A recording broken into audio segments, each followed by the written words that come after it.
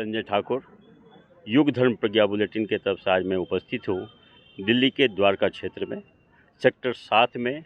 यहाँ एक मेला ग्राउंड है जहाँ पिछले 1 साल से तैयारी चल रही है 251 कुंडीय गायत्री महायज्ञ की।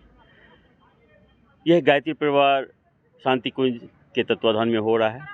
यहाँ दिल्ली एनसीआर के गायत्री परिवार के परिजन आए हुए हैं इस कार्यक्रम को सफल बनाने के लिए। यह कार्यक्रम नवंबर 20 से लेकर के नवंबर 24 तक होना है और यह 5 दिन का कार्यक्रम चलेगा। इसमें दिल्ली एनसीआर के साथ साथ अन्य राज्यों से भी लोग आने वाले हैं। आइए हमारे साथ एक परिजन गायत्री परिवार के युवा प्रकोष्ठ गाजियाबाद से जुड़े हुए हैं, रामानुज तिवारी जी। मैं इनसे अपनों से अपनी बात करते हैं। यह यज्ञ की महिमा, गायत्री और अपने मिशन का क्या उद्देश्य है, इसके बारे में हम जानना चाहते हैं। रामानुज जी, आपका स्वागत है युग धर्म प्रज्ञा बुलेटिन में।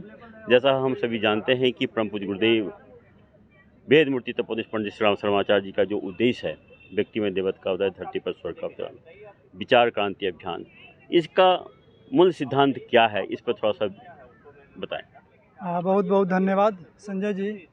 आपको बता दें, आज पूरी दुनिया एक ऐसे संक्रमण काल से गुजर रही है जिस समय में लोग अपनी समस्याओं का समाधान ढूंढ रहे हैं और वर्तमान समय को कहा जाता है कि इस काल में ऐसी ऐसी विषम समस्याएं पैदा हुई हैं जिसका समाधान आज विज्ञान युग में भी वैज्ञानिकों को भी नहीं मिल पा रहा है।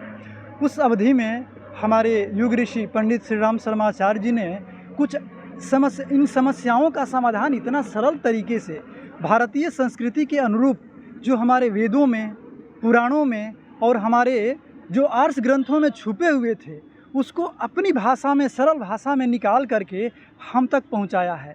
उसी महाविद्या को हम गायत्री महाविद्या कहते हैं और उसी विज्ञान को हम गायत्री यज्ञ के माध्यम से, जो एक तरह से कहें तो एक प्रैक्टिकल वे में हम अपने जीवन में कैसे उसको इस्तेमाल कर सकते हैं, उन्होंने यज्ञ दर्शन और गायत्री दर्शन इस 2 भाग में बांट करके, जो कि गायत्री दर्शन को हम कह सकते हैं कि यह हमारी आंतरिक परिष्कार के लिए, हमारी आत्मा के परिष्कार के लिए एक महाविद्या है, और दूसरी तरफ यज्ञ को हम कह सकते हैं जो बाहरी और आंतरिक, इसका प्रभाव बहुत कई स्तर पर पड़ता है। यहाँ तक कि जैसा कि हम जानते हैं कि यज्ञ से जो धुआं निकलता है ये तो भौतिक रूप है। हम हवन सामग्री जो यूज करते हैं ये देखने में भौतिक लगता है, लेकिन आप यदि वेदों को पढ़ें और पूज्य गुरुदेव ने जो बताया, आपके आत्मा के स्तर तक ये पहुंचता है। इतना ही नहीं, जो प्रदूषण की बात, वैज्ञानिक तो सिर्फ प्रदूषण कहते हैं कि वातावरण में जो गंदगी फैली है उसको औषधीय रूप में ये प्रयोग करता है, लेकिन सबसे बड़ी बात है, आप यदि यज्ञ के नज़दीक बैठे ना, आपकी मानसिक अवस्था इतनी परिष्कृत हो जाएगी और आपके विचारों में इतना बड़ा परिवर्तन आ जाएगा कि एक बहुत बड़ी क्रांति इसके माध्यम से हो सकती है। यही वजह है कि पूज्य गुरुदेव ने इसको आधार बना करके गायत्री परिवार को पूरी दुनिया में स्थापित किया। जी संजय जी। अब मैं इस बात को कहूँ कि दिल्ली एनसीआर राजनीति का क्षेत्र भी है, इसमें विद्यार्थी भी रहते हैं, सब लोग भौतिक युग में जी रहे हैं। इसमें अध्यात्म से कैसे जोड़ा जाए इनको? संजय जी, सबसे बड़ी बात है कि आपका कोई क्रियाविधि मनुष्य जीवन का यदि अध्यात्म से थोड़ा भी विचलित होता है ना, वो समस्याओं से ग्रसित होता है। जहाँ अध्यात्म नहीं वहीं समस्या है, जहाँ अध्यात्म है वहाँ समस्या का समाधान मिलता है। और यदि चाहे राजनीति हो, चाहे आर्थिक क्षेत्र हो, चाहे शिक्षा जगत हो, आप विकास के जितने भी क्षेत्र आप लें, सारे क्षेत्रों में अध्यात्म का आना बहुत ज़रूरी है। पुरातन काल में ऋषियों ने जो शिक्षा के क्षेत्र में बहुत बड़ी क्रांति की थी, गुरुकुल चलते थे, आप जानते हैं। और राजनीति के क्षेत्र में राजाओं के मार्गदर्शक ऋषि ही हुआ करते थे। आर्थिक क्षेत्र में चाणक्य को कौन नहीं जानता, वो एक ऋषि महर्षि के रूप में उन्होंने जो विद्या दी और अर्थ को मनुष्य के उपयोगी बनाने के लिए जो सिद्धांत दिया, आज भी उस सिद्धांत को लोग जानते हैं। इसका मतलब हुआ कि यदि हम प्रजातंत्र में जी रहे हैं तो हम राजनीति के साथ साथ अध्यात्म की तरफ हमारी रुचि यदि हो तो हमारी देश परिस्थिति, समाज की स्थिति और सुधरेगी। बिल्कुल, यदि अध्यात्म को जोड़ा जाए। लेकिन अध्यात्म को जोड़ने से लोग गलत दृष्टिकोण से देखते हैं कि लोग यहाँ सनातन को बढ़ावा दे रहे हैं, चाहे अपने कुछ विशेष जाति समुदाय के लोग इनसे नहीं समझ पा रहे हैं, इसका क्या कारण होता है? आप किसी धर्म का नाम ले या न लें, कोई फ़र्क नहीं पड़ता है। सबसे बड़ी बात है आपकी समस्या का समाधान हो रहा है या नहीं। आप विज्ञान के तराजू पर तौलिए। जिन सिद्धांतों को भारतीय संस्कृति में बताया गया है, जिन परंपराओं को, जिन ऋषि परंपराओं को आज पुनर्जागृत करने की बात गायत्री परिवार कर रहा है, उसको आप विज्ञान की तराजू पर तौलिए। और यदि विज्ञान स्वीकार करता है और कहता है कि ये पूर्णतः सत्य है, तो स्वीकार करने में किसी धर्म और जाति का कहाँ कोई बात आती है। तो आप धर्म और जाति से ऊपर उठिए, आप मानवता की बात सोचिए। आप पूरे विश्व में जो प्राणी है, हम कहेंगे कि मानव से भी ऊपर उठ जाइए। जानवरों, पक्षियों, वृक्षों, आप इस सब का भी कल्याण चाहते हैं, तो आप गायत्री परिवार के सिद्धांतों को हमको समझना ही पड़ेगा।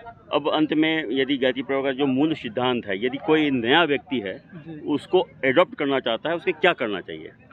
आपको तो सबसे पहले तो उनको यहीं से जोड़ना चाहिए कि आप अपने दैनिक क्रियाविधि को कैसे शुद्ध करें, आप अपने विचारों को कैसे शुद्ध करें। इसके लिए आप मोटिवेशनल क्लासेज लेते हैं, आप गायत्री दर्शन को समझना शुरू कर दें।